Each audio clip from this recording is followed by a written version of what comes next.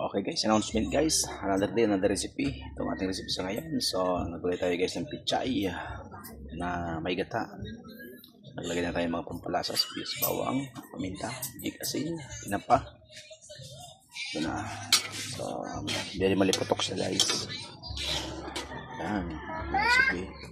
So, wala kasi guys tinalang tilapia. Sarap sana nito sa picadillo. Yan lang, tinapa na lang yung ating labingwit. Pansahog siya. Lapit ng maluto ito guys.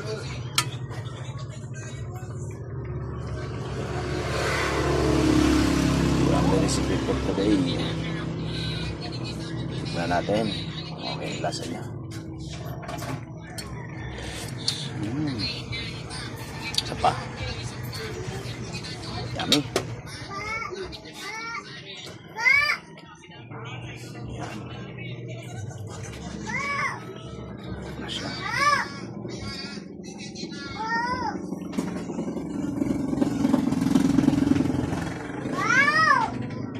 Okay, so nandito lang tayo guys. Don't forget to follow, like and subscribe. YouTube channel and also my Facebook page, Boss Dex Vlogs. Thank you.